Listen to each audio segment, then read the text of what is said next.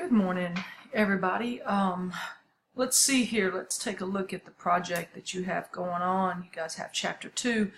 Food really is feel probably one of the most difficult concepts for most students. The dietitians in the class probably don't find this chapter nearly as difficult as students who don't have a nutrition-based background. So right off the bat, number one, I love the communication that is taking place over here on the sides.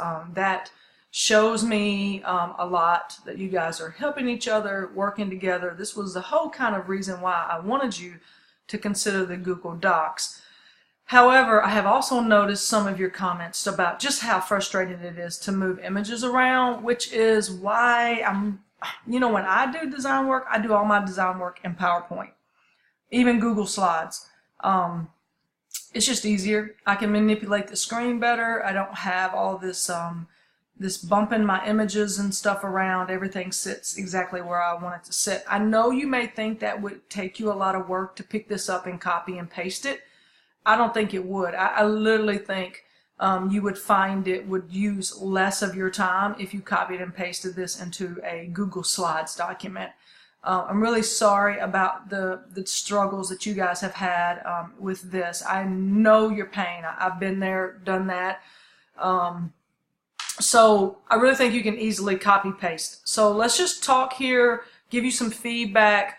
A couple of key points. Any image that you use, you must put beneath that image. You can say either image source : and put the bit.ly or the tiny URL, and I'll probably go ahead and make a video on how to do both of those. And if you use any content that's from the book, which, for example, you go into the chapter and it says, hey, these 5 things you get from carbs, right? And you decide, hey, I like that, I'm gonna put it into my own color scheme. But really there's no way but to use it almost verbatim. That's fine, you can use that, but do make it your own, but then put the source, the bit.ly to maybe, the online book, or go, and I can help you guys too. Just reach out to me in terms of, and I'll go ahead and find the citation for our book. You've kind of doing it to some degree when you're labeling some of your pages. But with the new additions and stuff, that can change. Anyway, back to this. You're getting there, but I would like to see, I see a lot of things in place, but not completed. Do you know what I'm saying? Uh-oh. Control Z is your best friend too, because if you mess up. So, you got this image. That's all you have on this page, really. So that's, to me, not a lot of work. Again, another image. And again, all these images must be cited. Here, I'm not real sure whose work this is, because I'm assuming, see, there's no by up here that lets me know who's responsible for this section. So it's really hard for me to be able to give you credit. Same thing here. I don't know who is working on this, if this is Destiny's or Wynn's. So another thing is to really be careful, because I will be submitting all of this through the Turnitin, which is going to check for plagiarism, and it will go as far as to show me the exact owner of the original document, what university, what website, all of that. So please be sure that you are putting everything into your own words, and you're trying to find a way that you can break it down in the conversational style, just like you and I are talking here. Very conversational, very simplistic language. And, it's easy enough to understand that a 5th grader, would be able to understand it. So kind of keep that in mind, like a 10-year-old, okay, 10 or 11-year-old would be able to understand. Images here, you want to make sure that they are, big enough that they can be seen, because when you're thinking about digital, certain fonts are not easy to read. And this is an example right here. This font in this image is very difficult to read. Now, making it bigger, may help, but see, now it wants to fade off. Let's see. Yep, so I'm telling you, if it were me, I would pick this up and put it straight into PowerPoint. It would take you so less time, not nearly as much time as you think. Again, these images, if you cited that, you took that from the website or you cited that verbatim, you need to give, you need to credit that source. This image here, if you're going to have an image, then you must make sure you are explaining it and that it's large enough to be seen clearly, and also you must cite the source, okay? So really, you know, I'm not sure who's done this part so far. I'm going to assume Destiny at this moment, but I'm not sure that that's who's. Now I like this. I can tell this is Joshua's work here. As I sort of read, you want to make sure that you are using correct grammar and punctuation. You only need one period there. So you're saying this is required for metabolism and muscle contraction. Well, how will a fifth grader know what metabolism is, right? And then you've got some apostrophe there that doesn't belong. And then if it gives you a squiggly, if you right click, you know, it'll try to help you come up with what you're trying to say. So our body creates energy molecules, or ATP or adenosine triphosphate. So you don't want to keep saying or. So you might say or ATP, and then in parentheses you would come here and remove this or, and in parentheses you would put the word, okay? And you know, you might say, which is a, you know, a big fancy name for powerhouse, right? Or energy, right? So when you see this, be careful that you don't just take this directly from the book, but that you convert it into everyday language. Now, remember that you all must cover all of the content for your chapter. And so my GAs will be helping me do that by literally laying the textbook open. We'll probably print off you guys' work, and they'll be going through, and when they see content, they'll put a check mark to say that that area was covered. Then they will come through and read it and make sure they'll be helping me. I'll be doing the grading for it to be accurate, and I'll be doing grading for how it looks, but they will be checking to make sure that you actually addressed all the content. Again, another image, maybe this should be centered. If not, then this white space here, which if you go into Google Slides, you'll see it's so much easier for you to do this. Not a lot of work there, Joshua. I mean, barely a paragraph.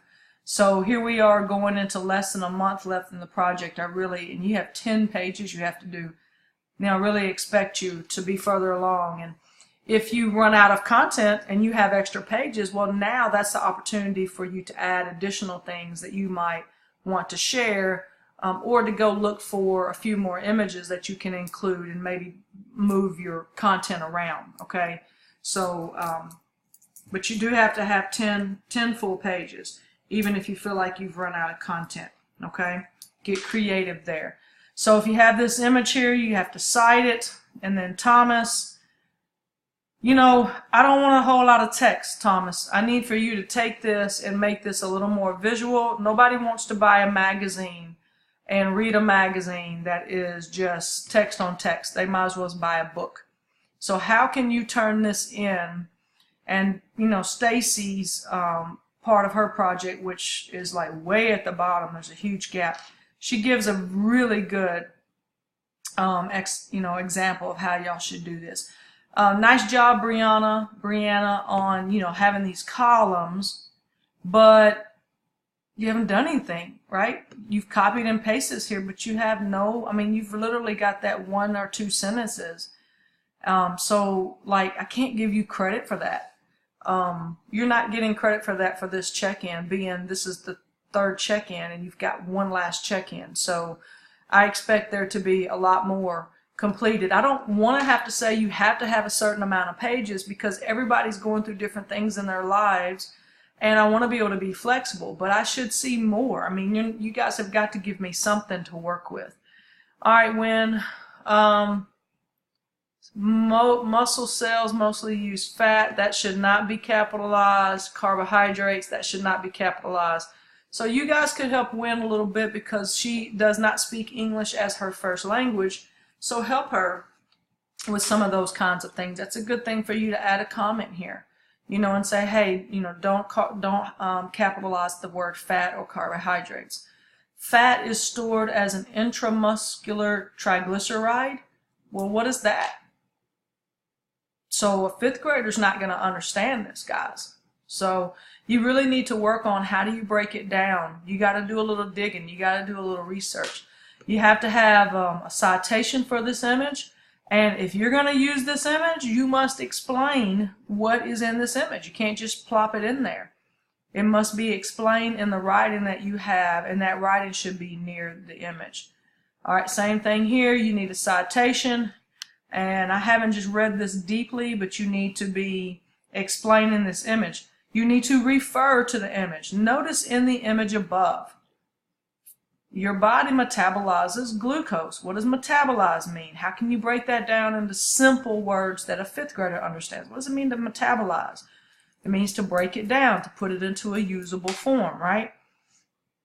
So I see a lot of high writing, and when I put this into the system, it's going to show me if you have, plagiarized any content.